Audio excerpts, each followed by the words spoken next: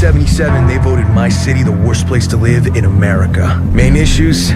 Sky-high rate of violence and more people living below the poverty line than anywhere else.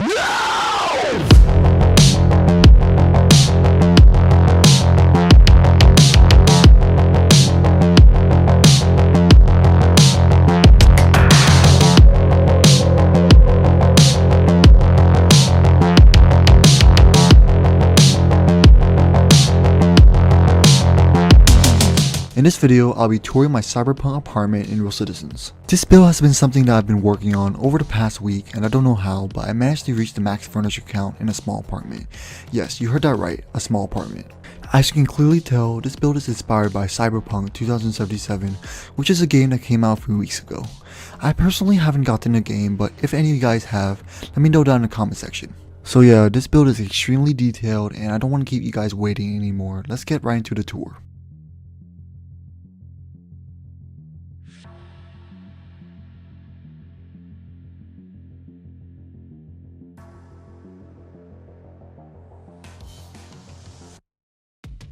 Alright, so I'm spawning in my plot now. As you can see, this house is worth a little over $300,000, so it's definitely not budget friendly. I was more focused on the furniture count than anything since I wanted to add as many details as possible. You can also see that my data usage is at 123.7%, which is absolutely insane. It is not often I decorate a house that exceeds 100% data since I never really have the time. This is just one of those rare occasions that I was able to do so. Okay, so when you first enter the house, you can see that there's stuff pretty much everywhere. I was going for that disorganized and rundown look that is reminiscent of many cyberpunk living spaces.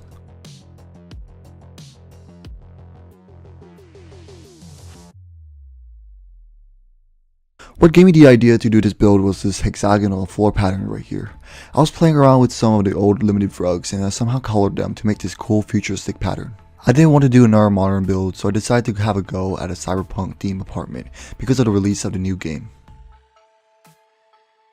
As you can see, I also painted the ground yellow since it best replicates the yellow and black caution lines at the bottom of the doorway right here.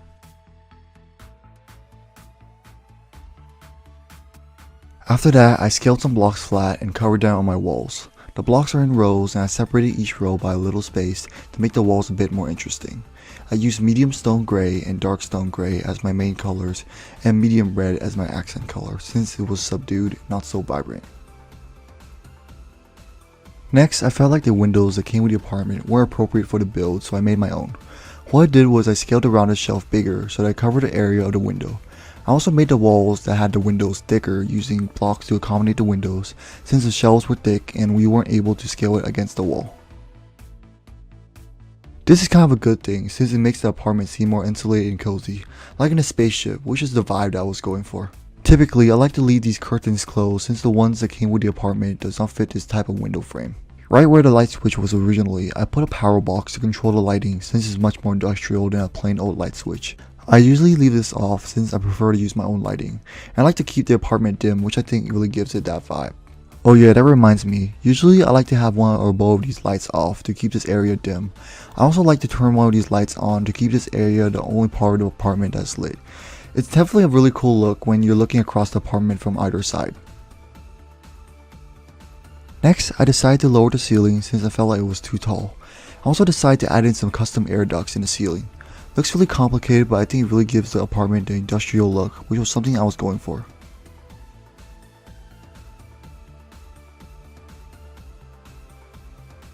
For the bed, there wasn't really much I could do because of the lack of space, so I fitted in some neon mouse pads underneath the bed to give it that futuristic look. Not the most impressive thing here, but I liked how it looked. It's a nice addition nonetheless. I also removed some blocks in the walls and moved the bed in to hide the headboard, which I think really gives it a clean look.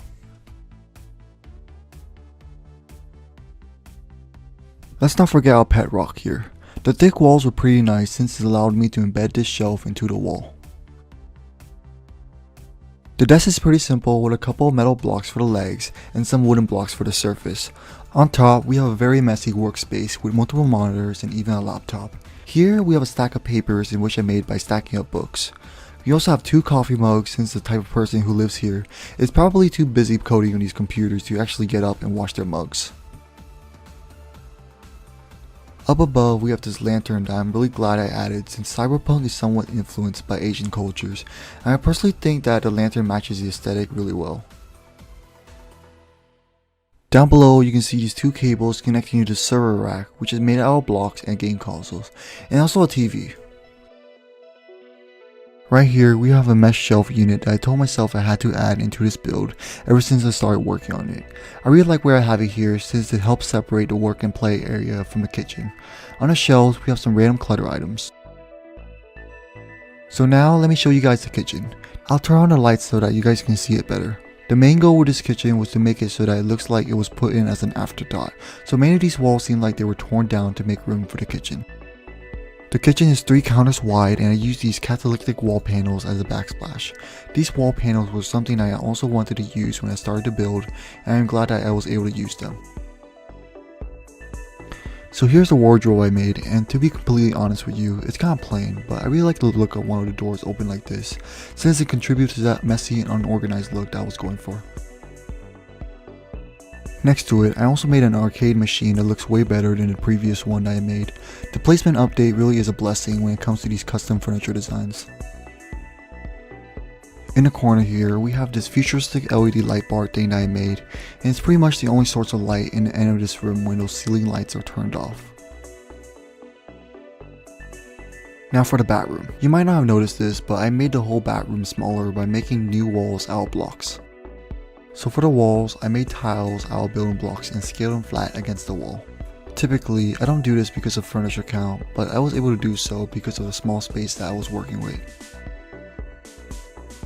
After filling up my walls with the tiles, I removed some tiles and changed their shades to make the walls seem discolored because of age. As you can see here, I hid the light switch behind the towel rack since I didn't like how it looked with the rest of the room. Here we have some normal amenities such as a sink, a toilet, and a shower.